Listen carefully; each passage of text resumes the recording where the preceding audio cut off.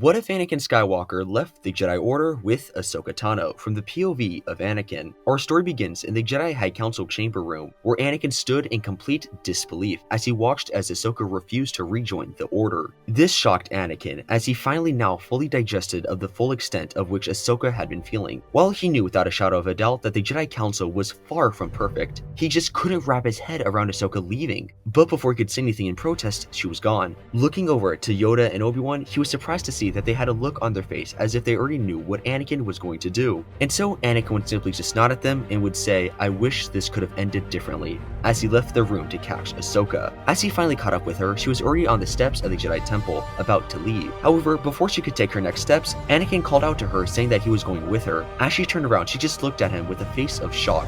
Why on Coruscant would he leave the Jedi Order? He was a poster Jedi and one of the best generals they had. While at first Ahsoka rejected him joining her, Anakin persisted, saying how he already had a place for her to stay at, and that she did not have to do this whole journey of hers alone. While the offer did sound nice to Ahsoka, she couldn't do this to Anakin. This was his life. But before she could protest anymore, Anakin was already leading the way, and soon they'd be arriving at Padme's personal residence. Anakin decided that now was as good a time as any to let Ahsoka in on his little secret, that being he actually had a wife. And while Anakin at first thought Ahsoka would be completely dumbfounded by this, when he looked back at her after telling her, he saw that she already knew or at least had her suspicions about the whole thing. Whatever the case was, it didn't matter now, and after Padme returned home, she was surprised to see Ahsoka there with Anakin. And not knowing that Ahsoka left the Jedi Order, she automatically pretended to be friends with Anakin and referred to him as Master Jedi. But Anakin quickly stopped her and filled her in on everything that had happened. And while Padme had known of everything that happened with Ahsoka and the Jedi Temple bombing, after all, she had been the personal representative of Ahsoka, she was still deeply saddened and shocked by everything that had occurred. However, she couldn't deny that she was very happy to see them all right. And while this was occurring, back at the Jedi Council, the Council held an emergency meeting in regards to Anakin and Ahsoka leaving. This was not good for them. He was one of their best generals by far and their prophesied chosen one. While Obi-Wan did understand why Anakin and Ahsoka would want to leave the Order, it still hurt him very much to let them leave. Anakin was like a brother to him and Ahsoka a sister, but he could not let his emotions get in the way. After the meeting concluded, it was decided that the 501st Legion would combine with the 212th Battalion under the leadership of Obi-Wan, which would take some time getting used to, but the results were very beneficial as the two groups worked very well together as a joint force. Across the skyline as this was occurring, Palpatine could sense the shift in the Force and became very angry.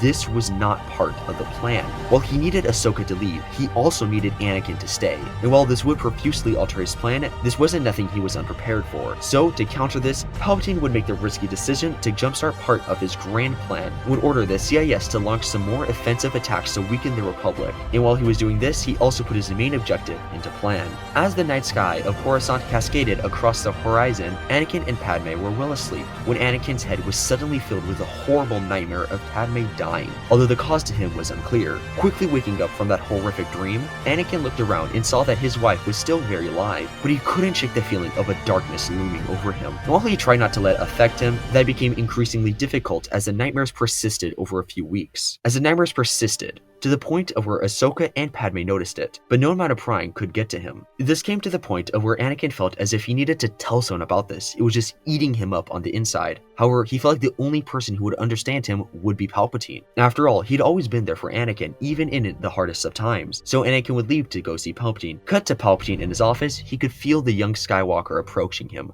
Good, just as he had foreseen. Entering his office, Palpatine would ask Anakin what was bothering him, and why would he leave the Jedi Order, to which Anakin would unload all of his pressure upon him, well, most of it, to which Palpatine fully embraced it and comforted Anakin, but also planted seeds of deception that maybe this was all the Jedi's fault. While Anakin denied that, he couldn't fully disagree with him. After all, the Jedi just blindly accused Ahsoka and even almost allowed her to be executed on a will, but still, he did have some faith in them, albeit very little. And right before Anakin left, Palpatine would take a risk and would tell Anakin that there were alternative uses of the Force. And Anakin, not knowing how to react, would simply thank him and would leave. Anakin, feeling a little better about himself, would head to his home. But later that night, the nightmares were different. While he still saw his wife dying, he saw that the Jedi were at the forefront of it. Although he could not make out who, all he knew that the Jedi were the cause of his wife's death in his dreams. However, then his vision shifted to him in a dark planet with a temple, an old one with a powerful potency of dark side energy. Upon waking up, Anakin knew that he needed to do something, and so he would contact an old friend of his, Obi-Wan Kenobi, who, while still tired from just waking up, as his practically was at the crack of dawn, he was glad to see his old friend, but was sad to see him in such a condition. Anakin, though, would just ask Obi-Wan if the Jedi would ever kill someone if they deemed him a threat, to which Obi-Wan, confused by such a question, would reply with that's not how the Jedi operated, and that they would always look for an alternative route. However, before Obi-Wan could ask Anakin what was going on, Anakin suddenly turned off his comm and would jump into hyperspace. Looking in the distance, Obi-Wan could sense that Anakin was deeply troubled by something. Bringing this to Master Yoda, he would also find this greatly disturbing, but would say that they would need to trust in Anakin. Sitting in his office, Palpatine sensed that everything was going according to plan. Palpatine would implicate his next steps of his plan after this, the next ones including Ahsoka. Back on the battlefield of things, the Republic noticed that the Separatists were starting to act more aggressive as they started to launch multiple counteroffensive on many planets that were seemingly Republic safe, which would lead to an increase in Republican casualties as well as Jedi. But they would not falter as they continued pressing in on the war, but this was increasingly difficult without the support of Anakin and Ahsoka.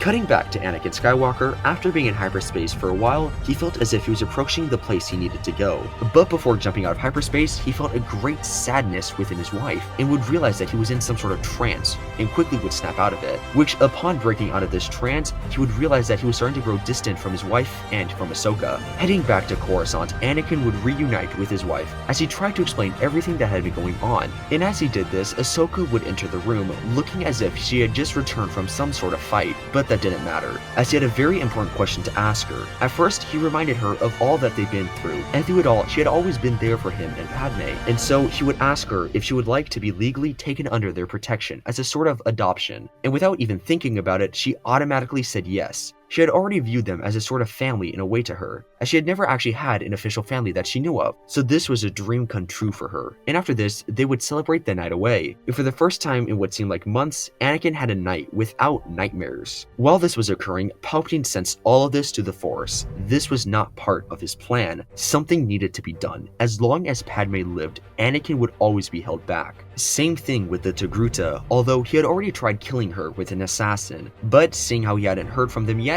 he knew that they had most likely failed. But even with all of this against him, he still had a plan. Later in the week, the nightmares returned, but this time they were much worse. Even when awake, they still haunted him. But with Padme and Ahsoka next to his side, he knew that he'd be able to manage them.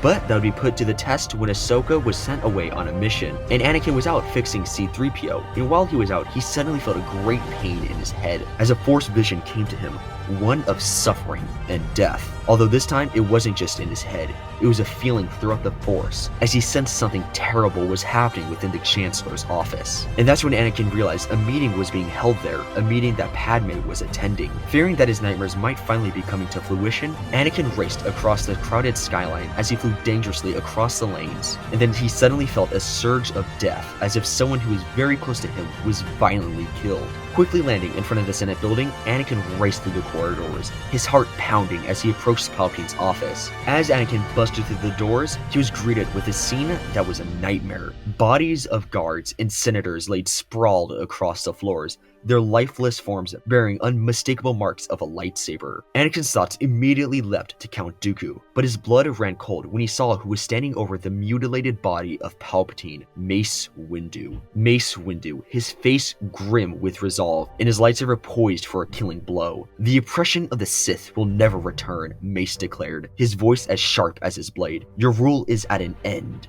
But before Mace could deliver his final strike, Anakin intervened, his own lightsaber igniting with a furious snap hissed as his blade blocked the blow. Mace's focus wavered, his attention momentarily diverted to the sudden appearance of the young Skywalker. But that was all the opportunity Palpatine needed, and with lightning speed, the old man lashed out, kicking Mace in the chest, and sent him stumbling back. And in a flash of malevolent power, Palpatine unleashed a torrent of force lightning that crackled through the air, striking Mace with a searing intensity. The energy soared through his body, burying him from within. But Mace's will was unyielding. With a desperate effort, he raised his lightsaber and deflected the deadly bolts. As he cried out to Anakin, his voice strained and pleading. However, Anakin's mind was elsewhere. His gaze drifted to the side, where his world shattered in an instant. Lying lifelessly on the floor was Padme, her still form surrounded by the chaos of death and destruction. The sight of her body twisted his heart into a knot of agony. Palpatine, ever the manipulator, seized the moment. The Jedi killed her, he hissed at him, his voice dripping with venom. They killed her as they killed the others, the senators, everyone. This was their doom.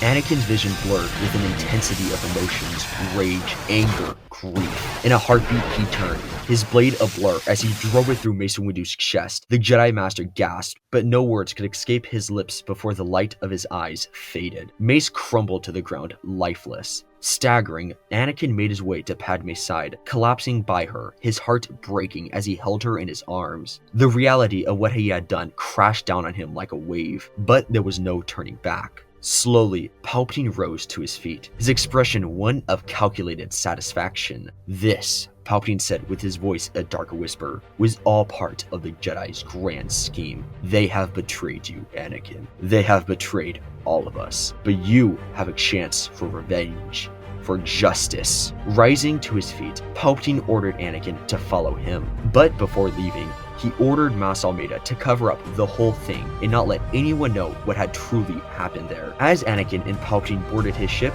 they sliced through hyperspace, but Anakin couldn't even focus what was going on. All Anakin could think about was that the Jedi killed his wife, and once again, he couldn't stop the death of the people he loved the most. Palpatine, sensing that Anakin was very vulnerable, would use this opportunity to mold Anakin and to reinforce his thoughts that the Jedi were responsible. He would tell Anakin that the Jedi have failed everything they've ever stood for, and that they grew weaker every day as they let their ego and hubris grow. The Sith, however, remained strong, and that they were never truly defeated, and then pulled out his ultimate card, the tragedy of Darth Plagueis the Wise, and how he could even save the people he loved when they were already dead, which was not entirely true. Anakin looked up and demanded to know more, as he used the Force to lift Palpatine into the air, but realizing that he was choking the man who could be the only possibility of saving Padme, would let him go. And after setting Palpatine on the ground, Palpatine would look at Anakin and would say that if he wanted to save Padme, he would need to go down a darker path. And before long, Anakin would almost fully embrace the dark side. Once they had reached the location, that being the ancient Sith planet of Malachor, Palpatine finally began his training of Anakin. Back at the Jedi Temple, Yoda was meditating when he suddenly felt a great, terrible pain, as if the balance of the Force was greatly thrown in turmoil. And then he remembered. He had sent Mace to check in on the Chancellor and gather information on the newest revelations, but he still hadn't returned. And even worse, Yoda couldn't sense him through the Force. Afraid of what this meant,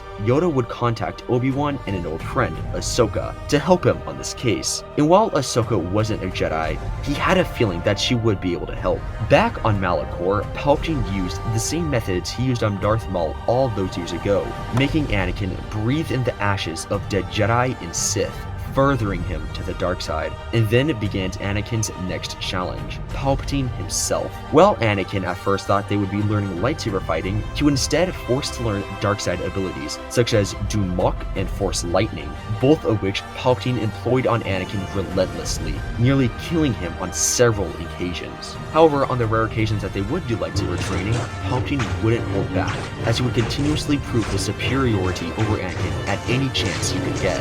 And yet, even with all of this, Palpatine feared that there was still a bit of good left in Anakin. So to crush it once and for all, Palpatine would, for the next 2 weeks straight, would force Anakin into a terrible Force nightmare, one of which he could not wake up from. In this, be forced to relive all of his worst nightmares, from the abuse of slavery, to the death of his mother, to the loss of his arms, to now the loss of his wife. Anakin couldn't take it, as he finally cracked. And once the nightmare was over, Palpatine smiled as he stood over the once great Jedi Knight Anakin Skywalker, who was now ready for his final test, one that would put everything on the line, the test of a true Sith Lord. Anakin must face himself.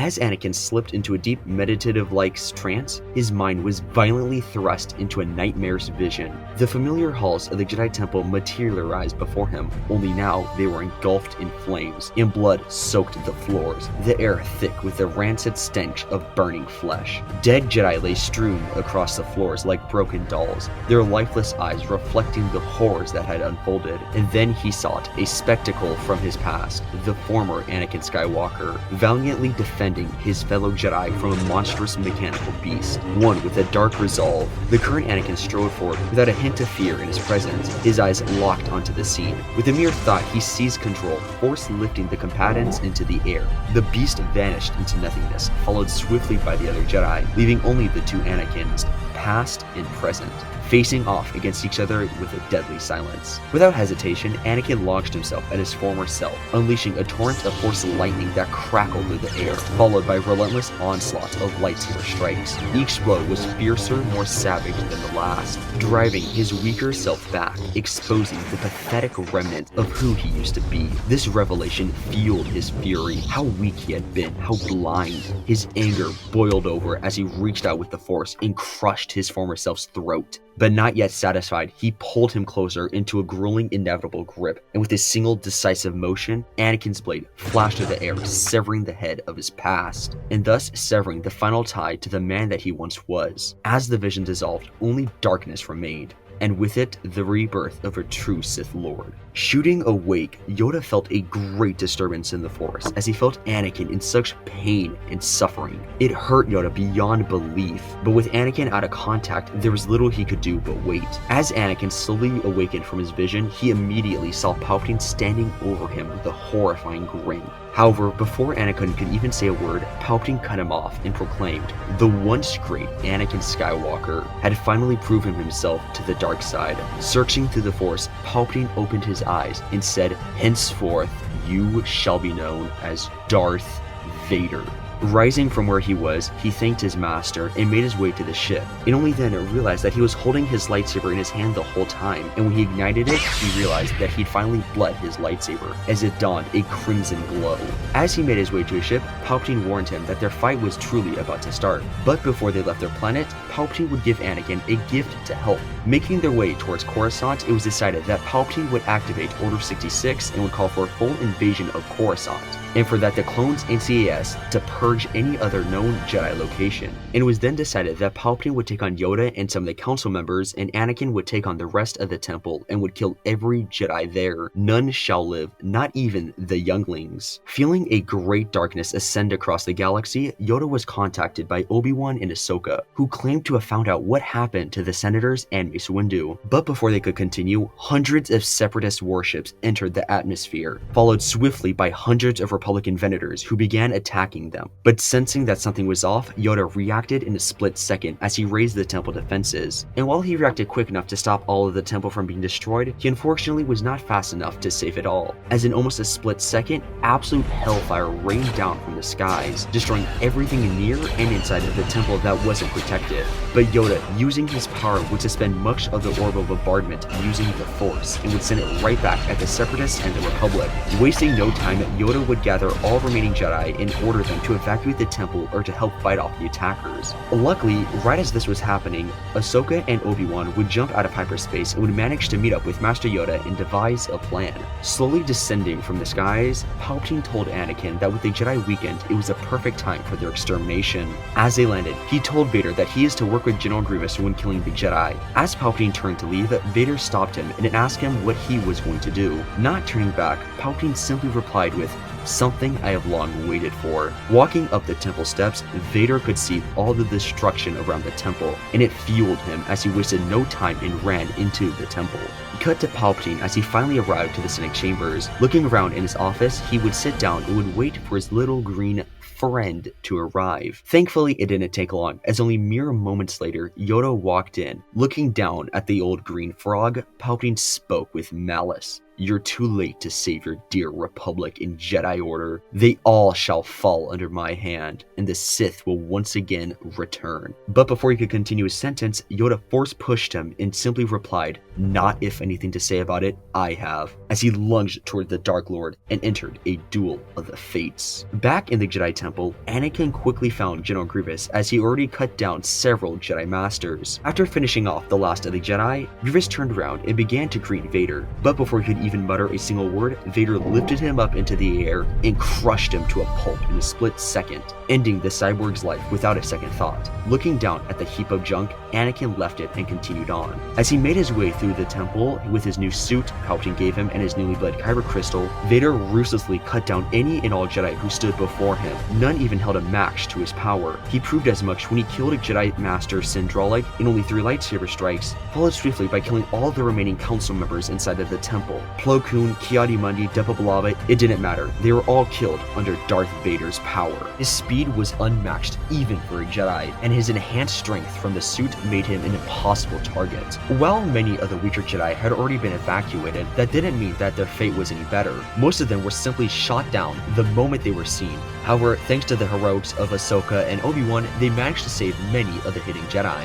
But anyone who hadn't been saved, including many Masters, council members, were all slaughtered without mercy. Back in the Jedi Temple, clone reinforcements had just arrived and helped Anakin clear out much of the remaining temple floors. But unbeknownst to them, while they had been clearing out the Jedi Temple, they were secretly being followed, and any clone who was left behind or just unwatched was quickly killed by the shadows following them. This would go on until it was just Vader remaining, and that's when he finally felt who was following him, and his suspicions were proven correct when he turned around and saw who it was. Back in the skies of Coruscant, the battle ensuing was a very confusing one. On one hand, the Republic and Separatists were working together to destroy the Jedi, but on the other hand, they were also fighting each other to the death. As the battle continued, the Republic began pushing the Separatist forces back, as without the command of Count Dooku or General Grievous, they were essentially fighting blind. However, the Republic wasn't doing so hot either, as without the help and command of the Jedi, they were taking massive casualties. But they pushed on, taking down the CIS capital ship. Back down at the crumbling Jedi Temple, Vader stared at Ahsoka and Obi-Wan with such anger and bloodlust that neither of them even thought it was possible that it could have been Anakin. But sensing through the Force, their deepest fears were confirmed, as Vader simply said, "The age of the Jedi have passed. You cannot defeat my master." Pushing back, the former friends of Anakin tried reaching out to him, but nothing was getting through, as he just stared at them, and then spoke softly for Padme. As the crimson blade flared to life, Vader marched forward. Obi-Wan and Ahsoka, knowing that there was no other alternative, ignited their lightsaber, their blue and green blades a sharp contrast against the red. Vader's relentless assault began, his blows fueled by superhuman strength, each swing of his crashing down into their defenses with the force of a thunderstorm. Though his suit made him appear bulky, he was more than compensated with his sheer strength and the dark side. Suddenly, red lightning shot from Vader's hand, striking Obi-Wan like searing daggers. He fell to his knees, his mind scrambled by the pain, unable to focus as Vader marched towards him. But before Vader could deliver a killing blow, Ahsoka intervened and rammed into him, flipping over him, her blade barely grazing the back of his helmet. As Obi-Wan staggered back to his fate, he would join Ahsoka in a desperate attempt to hold the Dark Lord at bay. But Lord Vader was too powerful, as each strike they made was effortlessly deflected. Each attempt to counter was met with a crushing force. To make matters worse, Vader taunted them with cruel mockery, his words cutting deep as his blade. But still, they fought on, giving everything they had. Growing impatient, Vader unleashed a powerful force push, sending Obi-Wan crashing through the temple walls, knocking him unconscious, and leaving Ahsoka to face Vader alone. With a heavy heart, Ahsoka looked into the eyes of her former master, pleading him to remember who he was. She tried to remind him of all that they'd been through, how this was not what Padme would have wanted, but Vader's response was a thunderous roar, blaming the Jedi for his death. He stated, "They saw her and the Chancellor as a threat and killed her. I could have saved her, but I wasn't strong enough. But now I am. No Jedi or Sith will ever stop me again." Tears welled in Ahsoka's eyes as he whispered, "This isn't you, Anakin. My master could never be as vile as you." Vader's voice was cold and unfeeling. Anakin was weak. I am what remains. Ahsoka's heart broke as she realized that her friend was truly gone. With a final, desperate resolve, she launched herself at Vader, attempting to strike him down, but he was ready, countering her each and every move with a savage precision. She managed to land a blow to his leg, but it only fueled his fury as he locked sabers once more. With a sudden burst of dark side energy, Vader unleashed lightning upon her, sending her crashing into the ground in agony.